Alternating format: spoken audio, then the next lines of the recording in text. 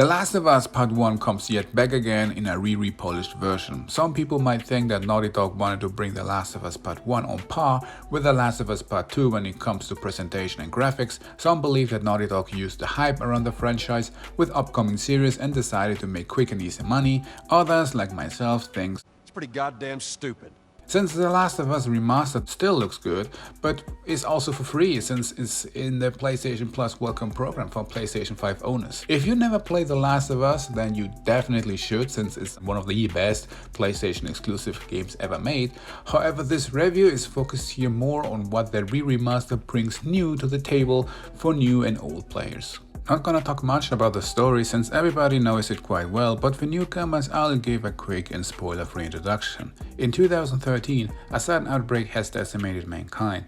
The fungal infection in human body spreads incredibly fast, which makes them not only going completely wild and crazy, but also mutate people into the so-called clickers.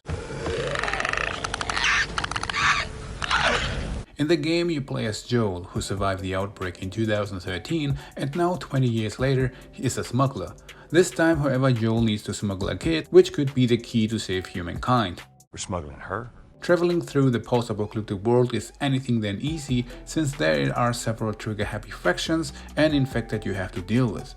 Not only that, but also resources are very limited.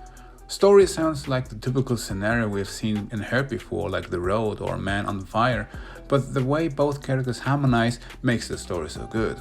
You seem to know your way around a gun. You reckon you can handle that? Well, I sort of shot a rifle before, but it was at rats Rats. with BBs. Well, it's the same basic concept. The Last of Us Part 1 plays one-on-one exactly as the original or remastered game from the PS4. And the reason for that is because Naughty Dog's team is still working with the older core game engine. So from the surface the game looks amazing, but when holding the controller and playing it, it just feels the same.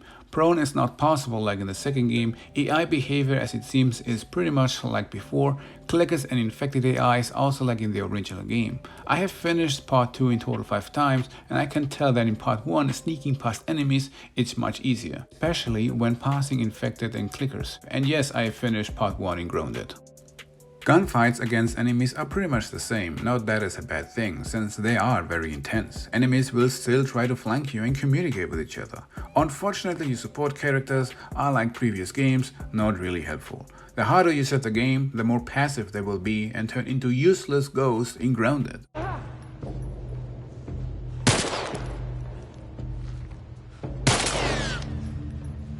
You almost shot Tommy, how is it possible? This guy. Sure, the game needs to be hard when playing on the hardest difficulty setting, but I just think that could have been done smarter here. For example, your support character being able to die as quick as the player or running out of ammo, but they are really just standing there sometimes. Now you might think right now if Naughty Dog has added anything new in part 1 for the PS5. Well, some details that actually enhance the game a little, but nothing really to be too excited for. For example, weapon upgrades. Like in part 2, Joel now works on the workbench with fancy animations. Weapon upgrades requires not only weapon parts now, but also tools. Those can be found in several locations. The photo mode has been enhanced a little and allows you to add lighting and several filters. After finishing the game, you'll be able to unlock gameplay modifiers and new skins like shirts for characters. Don't get me wrong, the infinite ammo with bullet time mode is very fun, but the rest feels more like disappointed gimmicks.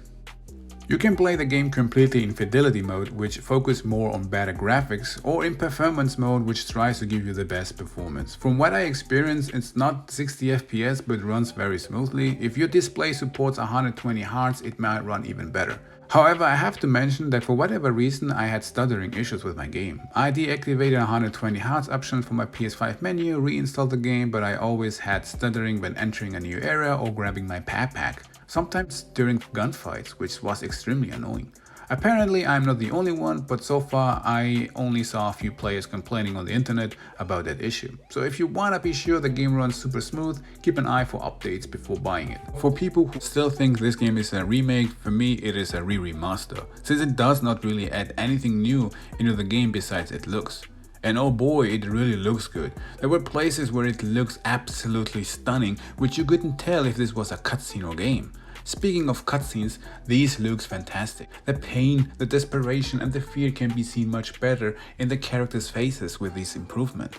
There is no denying that the re-remaster really is the best experience when it comes to telling The Last of Us story. So the question is, should people replay the game just for its looks?